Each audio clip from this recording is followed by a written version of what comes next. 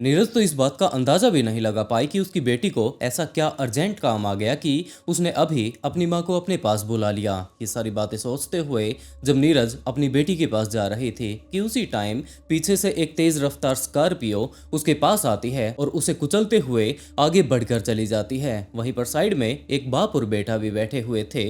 वो लोग इस हादसे से बहुत ज्यादा घबरा जाते हैं क्योंकि इस हादसे में वो बाल बाल बचे थे। उन्हें बस इतना ही पता था कि एक महिला यहाँ पर सड़क से होकर जा रही थी। पीछे से एक गाड़ी ने इस टाइम इसे टक्कर मार दिया है तो वो लोग भागकर जाकर उसे संभालने की कोशिश करते हैं और तभी वो लोग पहचान जाते हैं कि ये तो कोई और नहीं जबकि यहाँ पर रहने वाले विजय शर्मा की पत्नी नीरज शर्मा है। और वो लोग जल्द से जल्द उसे हॉस्पिटल ले जाने की कोशिश करते हैं लेकिन बीच रास्ते में ही नीरज अपनी जान गंवा देती है। इस बारे में अभी तक पुलिस के पास कॉल कर दिया गया था। दूसरी तरफ उसकी बेटी आयुषी को भी बता दिया गया था। आयुषी रोते हुए बदहवास हालत में अपनी माँ के पास आती है। आकर जब उसे संभालती है तो यही बात पता चलती है कि ये एक्सीडेंट इतना ज्यादा खतरनाक था कि उसकी माँ ने हाथों हाथ उसी टाइम अपनी जान गंवा दी और पुलिस के द्वारा बॉडी को अपने कब्जे में ले लिया जाता है। उसे पोस्टमार्टम के लिए भेज दिया जाता है और पोस्टमार्टम रिपोर्ट से यही बात पता चलती है कि ये एक नॉर्मल एक्सीडेंट है। पीछे से स्पीड में एक गाड़ी आई और वो नीरज को उड़ाकर चली गई। ये केस बिल्कुल नॉर्मल दिखाई दे रहा था और बिल्कुल इसी तरीके से पुलिस ऑफिसर्स पहली बार में तो इस केस को बंद भी कर देते हैं। लेकिन जैसे ही नीरज का भाई आयुषी का मामा वहां पर पहुंचता है तो उसे ये बात लगने लगती है क्योंकि इस टाइम उसकी बहन ने अपनी जान गंवा दी थी। तो वो जानना चाहता था कि आखिरी टाइम में ऐसा वहां पर क्या हुआ था जिसके चलते वहां पर आसपास में जितने भी घर थे वो उनको जाकर नॉक करने लगता है और ये बात पूछने लगता है कि आपके जो यहाँ पर सीसीटीवी कैमरा लगा हुआ है क्या वो उसकी रिकॉर्डिंग देख सकता है, क्योंकि कुछ एक दिन पहले यहाँ पर जो एक्सीडेंट हुआ था उसके बारे में आप लोग पहले से ही जानते हैं। तो किसी ने भी उसे इस बात के लिए मना नहीं किया और जब आखिरी टाइम में उसने वो पूरी की पूरी सीसीटीवी वीडियो देखी तो उसे यही बात पता चलती है कि पूरा का पूरा रोड बिल्कुल खाली है। लेकिन जो ये स्कॉर्पियो गाड़ी है ये यहाँ पर आती है पूरी ही जगह को छोड़कर इसकी बहन की तरफ से जाती है और इस टाइम तो उसने अपनी जान गंवा दी है। उसका मामा इस बात को लेकर भी काफी ज्यादा कंफ्यूज था कि ये पहली बार इसके साथ हादसा नहीं हुआ है, जबकि इसकी बहन ने ये बात बताई थी कि 1 महीने पहले एक थार गाड़ी इसे कुचलकर चली जाती। वो तो शुक्र है कि बीच में एक दूसरी गाड़ी आ गई, उसके कारण थार की स्पीड उस टाइम कम हो गई थी, नहीं तो वो थार वाला इसे जिंदा नहीं छोड़ने वाला था। इसके अलावा पिछले काफी दिनों से लगातार इसके घर पर कंकड़ पत्थर फेंके जा रहे थे, गुड़िया फेंकी जा रही थी, कभी कभार तो लाल कपड़े में बांधकर नारियल भी इनके घर पर फेंका जा चुका था। एक बार तो उसकी बहन ने ये बात भी बताई कि यहाँ पर किसी बंदे ने एक काले रंग की गुड़िया फेंक दी है जिसके ऊपर काफी सारी सुइयां चुभी हुई हैं। वो इन सारी ही चीजों को लेकर बहुत ज्यादा घबराई हुई है और यही कारण है कि इस टाइम तो उसने अपनी जॉब तक पर जाना छोड़ दिया। उसका मामा इन सारी ही चीजों को इस टाइम आपस में जोड़कर देख रहा था कि क्या यहाँ पर उन सारी ही चीजों का कुछ रिलेशन हो सकता है। और ये सारी बातें जानते हुए वो एक बार पुलिस ऑफिसर्स के पास जाकर सारी की सारी बातें उनके सामने भी रख देता है कि उसकी बहन के साथ पिछले कुछ दिनों में ये घटनाएं घटी थी। तो क्या आप लोग एक बार इस केस को थोड़ा सीरियसली ले पाएंगे और जिस भी तरीके से आप इसके ऊपर और अच्छे से इन्वेस्टिगेशन कर सकते हैं प्लीज एक बार कर लीजिए। पुलिस ने बिल्कुल ऐसा ही काम करना शुरू भी कर दिया और पुलिस ने जब ये चीज जाकर देखी कि हाँ ये गाड़ी आखिरी टाइम में यहाँ से टक्कर मार कर गई थी तो पुलिस को इसी तहकीकात के दौरान ये बात भी पता चलती है कि ये गाड़ी यहाँ पर सिर्फ और सिर्फ आज नहीं आई, जबकि पिछले काफी दिनों से यूं ही चक्कर लगा रही थी और ये गाड़ी ज्यादा पीछे से भी नहीं आई। बाकी सीसीटीवी कैमरा की जब वीडियो को देखा जाता है तो यही बात पता चलती है कि ये तो सिर्फ और सिर्फ 100 मीटर पीछे से आई थी और आगे जाने के बाद एक जगह पर इस टाइम उसे खड़ा भी कर दिया गया है। लेकिन ये सारा का सारा प्रोसेस जिस टाइम यहाँ पर चल रहा था, जिस टाइम नीरज के ऊपर गाड़ी चढ़ाई गई थी, इसके पास से एक मोटरसाइकिल वाला भी लड़का गुजर कर गया था और ऐसा बिल्कुल भी नहीं हो सकता कि हमारे सामने एक भयंकर एक्सीडेंट हो जाए जिसमें कि इस टाइम एक बंदे ने अपनी जान ही गंवा दी है और 2 लोग बिल्कुल बाल बाल बचे थे। तो वो बंदा उनके पास रुके ही ना, तो हो सकता है इसके अंदर भी कुछ ना कुछ गड़बड़ हो। तो उन्होंने जितने भी सीसीटीवी कैमरा लगे हुए थे उन्हें जब चेक करना शुरू किया तब जाकर पुलिस को ये बात पता चलती है कि ये बंदा सिर्फ और सिर्फ यहाँ पर गाड़ी वाला अकेला नहीं था जो कि पिछले काफी दिनों से चक्कर लगा रहा था। ये बाइक वाला बंदा भी पिछले काफी दिनों से यहाँ पर आसपास में खड़ा नजर आ रहा था और इनके अलावा एक व्यक्ति और भी है जो कि यहाँ पर पैदल घूम रहा है। उसने सबसे पहले कॉल किया और ये सारा का सारा मामला आपस में जुड़ा हुआ है, जिसके चलते उस गाड़ी का नंबर निकाल कर पुलिस ऑफिसर्स उस गाड़ी के ओनर के पास जा पहुंचते हैं। लेकिन गाड़ी के ओनर ने ये बात कही कि हाँ, ये गाड़ी उसी की है, लेकिन इन्हीं के गांव का एक व्यक्ति हेमंत काफी बार इससे गाड़ी लेकर जाता रहता है और अब की बार फिर से 1 महीने के लिए वो 35,000 रुपए देकर मुझसे गाड़ी लेकर गया हुआ है, तो मुझे तो पैसे मिल जाया करते थे। वो अपने कुछ न कुछ काम धंधे करता रहा करता था। तो पुलिस अब हेमंत का पता लेकर उसके पास जा पहुंचती है। उसे जब पूछा जाता है तो उसने ये बात कही कि जनाब, मुझे गाड़ी के बारे में ज्यादा कुछ तो नहीं पता, लेकिन ये गाड़ी मैंने मोहनलाल के कहने पर किराए पर ली थी। उसने ये बात कही थी कि उसे कुछ एक काम है, मैं उसके लिए एक गाड़ी का प्रबंध कर दूं। मैंने गाड़ी का प्रबंध कर भी दिया और इस टाइम इस गाड़ी को कुछ इस तरीके से यूज कर लिया गया है, लेकिन इस पूरे के पूरे मामले में मेरा हाथ बिल्कुल भी नहीं है। तो पुलिस वाले और नीरज की फैमिली हक्का पक्का रह जाती है कि आखिरकार ऐसा कैसे हो सकता है, क्योंकि मोहनलाल कोई और नहीं जबकि आयुषी का सगा ताऊ था। तो पुलिस ने मोहनलाल को गिरफ्तार कर लिया और जब उससे पूछताछ की जाती है तो ये बात पता चलती है कि इस कांड में मोहनलाल अकेला नहीं, जबकि उसका बेटा बलराम भी शामिल था। पुलिस के द्वारा बलराम को भी गिरफ्तार कर लिया जाता है। इन दोनों से ही जब पूछताछ की जाती है तो यही बात पता चलती है कि इस कांड में सिर्फ और सिर्फ ये 2 लोग नहीं, जबकि आयुषी भी शामिल थे। तो पुलिस अब आयुषी के पास जाती है। उससे जब पूछताछ करनी शुरू करती है तो शुरुआती टाइम में ही आयुषी थोड़ी घबराई हुई थी और इसने इस बात से साफ इनकार कर दिया कि वो इस टाइम कहीं पर भी नहीं जाने वाली। इस टाइम उसकी मां ने अपनी जान गंवा दी है और पुलिस वाले इससे तहकीकात करने के लिए लेकर जा रहे हैं। तभी पुलिस वालों ने उसे समझाते हुए ये बात कही कि बेटा, हम लोग तुझसे ज्यादा कुछ नहीं पूछने वाले, सिर्फ और सिर्फ नॉर्मल बातें इस टाइम पूछने वाले हैं। और दूसरी तरफ तुम्हारी जो माँ थी वो गवर्नमेंट एम्प्लॉय थी, जिसके चलते अब जो उनकी नौकरी है वो तुम्हें भी शायद मिल जाएगी, जिसके चलते हम लोगों को ये सारी की सारी कार्यवाही तो पूरी करनी ही होगी। ये बात सुनकर आयुषी थोड़ी खुश हो जाती है और उसके बाद पुलिस वालों के साथ वो वहां से जाने लगती है। लेकिन जैसे ही वो पुलिस स्टेशन पहुंचती है तो 2-3 पुलिस ऑफिसर उसे घेर लेते हैं और उसके बाद उससे पूछने लगते हैं कि बेटा, तुम पानी पीना चाहोगी या फिर चाय पीना चाहोगी। कुछ इस तरीके की नॉर्मली बातें उससे शुरू की जाती हैं और उसके बाद पुलिस वालों ने उससे यही बात पूछी कि हम लोग इस केस को काफी ज्यादा अच्छे से तहकीकात कर चुके हैं, तो बस हमारा एक ही सवाल है कि तुमने अपनी माँ का कत्ल क्यों किया। ये बात सुनकर आयुषी काफी ज्यादा घबरा जाती है। अभी तक वो आराम से बैठकर वहां पर चाय पानी पी रही थी। इस सवाल को सुनकर उसको पसीना आना शुरू हो जाता है, लेकिन उसने इस बात से मना कर दिया कि ऐसा कुछ भी नहीं, उसने अपनी माँ का कत्ल नहीं किया।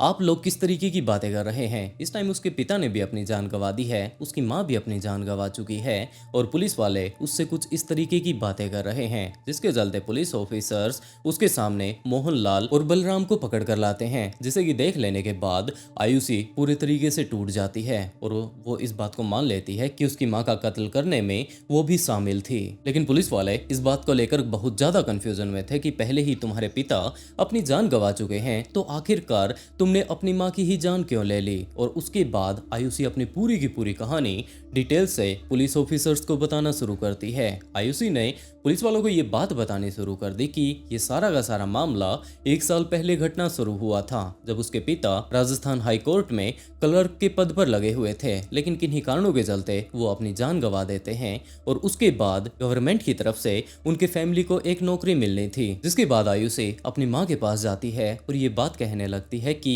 क्या जो उसके पिता की जॉब गवर्नमेंट के द्वारा इन्हें ऑफर की जा रही है, क्या उसे वो जाकर कर सकती है। नीरज को इस चीज में कोई दिक्कत नहीं थी और वो इस चीज के लिए हाँ भर देती है। लेकिन जैसे ही 1-2 दिन का टाइम बीतता है तो नीरज के द्वारा अपने भाई को बता दिया जाता है कि तुम्हारे जीजा तो अब रहे नहीं, उनकी जॉब उनकी बेटी को दिलवाई जा रही है। और इसी टाइम नीरज के भाई का नीरज को ये कहना था कि तुम अपनी बेटी को वो जॉब दिलवा दो, इसमें कोई भी दिक्कत नहीं है, लेकिन जरा सोच कर देखो कि ये एक लड़की है, आगे चलकर इसकी शादी कर दी जाएगी और उसके बाद ये अपने घर चली जाएगी। वैसे भी इस टाइम आयुषी LLB कर रही है, ये आगे चलकर वकील बन सकती है, अगर अच्छी तैयारी कर लेगी तो जज बन सकती है।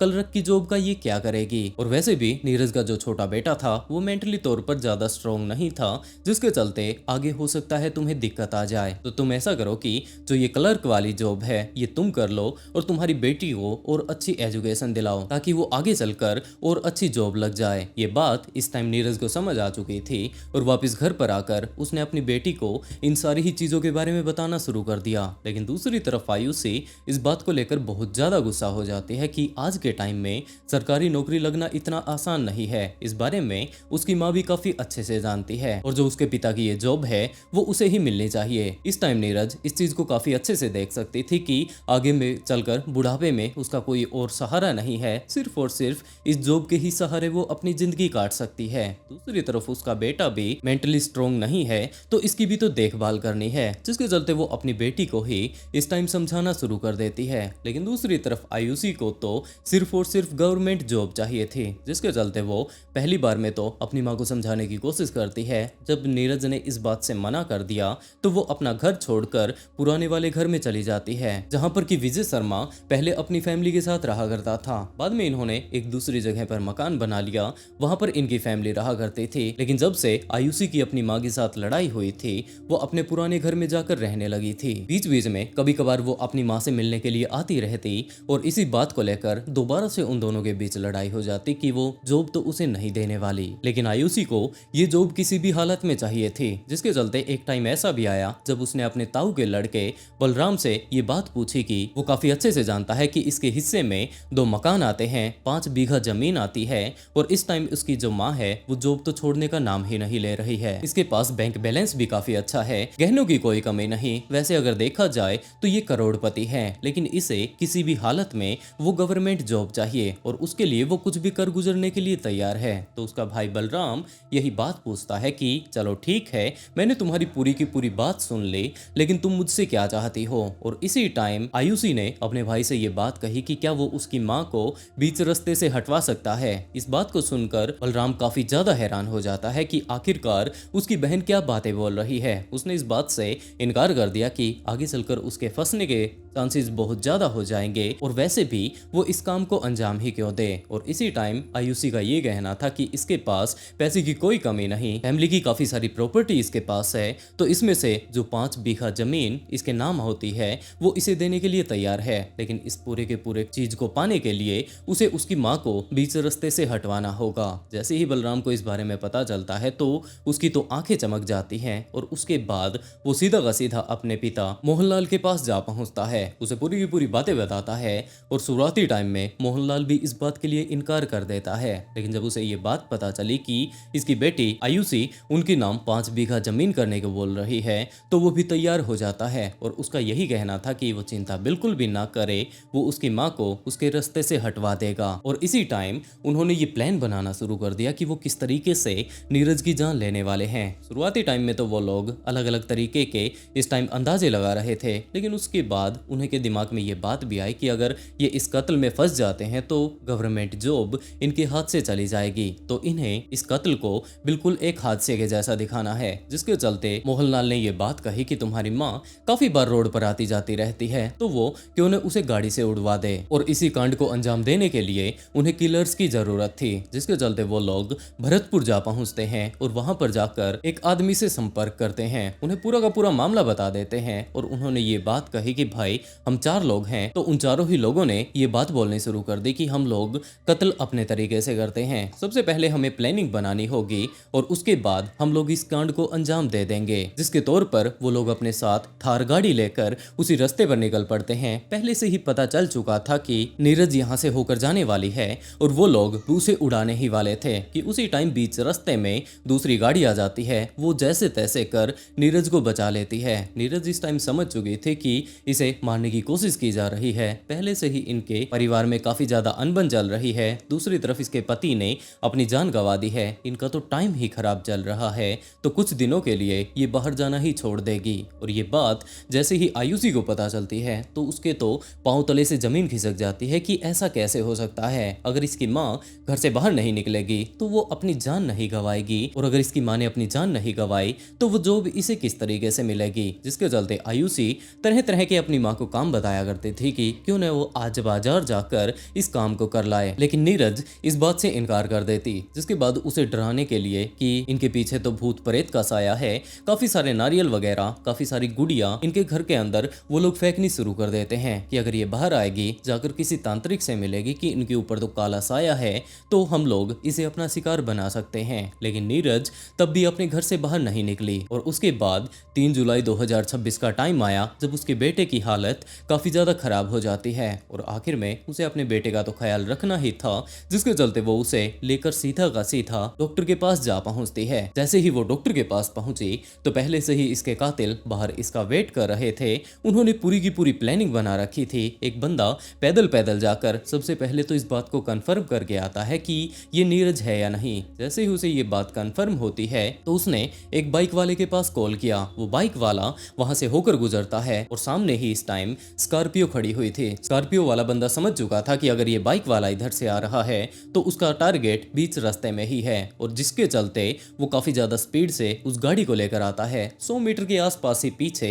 ये गाड़ी खड़ी हुई थी और उसके बाद नीरज को टक्कर मारते हुए वो आगे निकल जाता है। टक्कर के तुरंत बाद जो बंदा बाइक पर यहाँ पर रेकी कर रहा था वो बिल्कुल पास से निकल कर जाता है। अच्छे से देख कर जाता है कि इस टाइम नीरज को चोट लगी है या नहीं और जैसे ही उसे कंफर्म होता है कि जो ये हिट होने वाला बंदा नीरज ही है, वो काफी ज्यादा तेजी से वहां से आगे चला जाता है। उस गाड़ी को ले जाकर थोड़ा आगे खड़ा कर दिया जाता है और उसके बाद जो ये पैदल चलने वाला बंदा था, गाड़ी वाले बंदे थे, ये सारे के सारे उसी बाइक पर बैठकर वहां से रवाना हो जाते हैं क्योंकि इस टाइम नीरज अपने बेटे को लेकर हॉस्पिटल तो पहुंच गई थी। उन्होंने पहले ही ये चीज देख ली थी कि नीरज अपने बेटे के साथ जा रही है, लेकिन उनका टारगेट सिर्फ और सिर्फ नीरज थी, जिसके चलते उन्होंने आयुषी के पास कॉल किया और पूरी की पूरी घटना के बारे में बताया। ये बात आयुषी के द्वारा अपनी माँ को कही जाती है कि उसे उनसे कुछ ना कुछ अर्जेंट बात करनी है, लेकिन उसकी माँ ने मना कर दिया कि इस टाइम वो उसके भाई को डॉक्टर के पास लेकर आई हुई है। आयुषी को काफी अच्छे से पता था कि इसके भाई को अक्सर डॉक्टर के पास लेकर जाना पड़ता है, इसकी थेरेपी वगैरह चला करती थी। तो उसने अपनी माँ से यही बात कही कि उस थेरेपी में लगभग 1 घंटा बीत जाएगा, तो उसे उससे काफी ज्यादा जरूरी काम है, तो क्यों न वो एक बार उससे मिलने के लिए आ जाए। और नीरज के दिमाग में यही बात चल रही थी कि इसकी बेटी पिछले काफी दिनों से इससे नाराज चल रही है, तो क्यों न चलकर एक बार उससे पूछ ही लिया जाए कि आखिरकार उसे क्या अर्जेंट काम आ गया। और जैसे ही नीरज रोड पर आती है तो वो तेज रफ्तार गाड़ी इसे टक्कर मारकर आगे बढ़ जाती है। ये पूरा का पूरा मामला जैसे ही पुलिस के समझ में आता है तो पुलिस के द्वारा इन तीनों को ही गिरफ्तार कर लिया जाता है और इसके साथ साथ जो इनके कातिल थे उनकी भी तलाश शुरू कर दी जाती है। वैसे दोस्तों, आप लोग इस पूरी की पूरी घटना को जान चुके हैं, तो आप लोग इस केस के बारे में क्या कहना चाहेंगे? आप लोग अपनी राय कमेंट बॉक्स में जरूर बताइएगा। और इस तरीके की कहानी सुनाकर मैं आप लोगों को परेशान तो नहीं करना चाहता, लेकिन सचेत जरूर करना चाहता हूँ। तो आप लोग अपना ध्यान रखिए और इसके साथ साथ अपनों का ख्याल जरूर रखें। और इसी के साथ दोस्तों, आज का शाउट आउट शिवा को and write beautiful comment to get started in next video. बहुत जल्द मिलते हैं एक और नए ट्विस्टेड केस के साथ।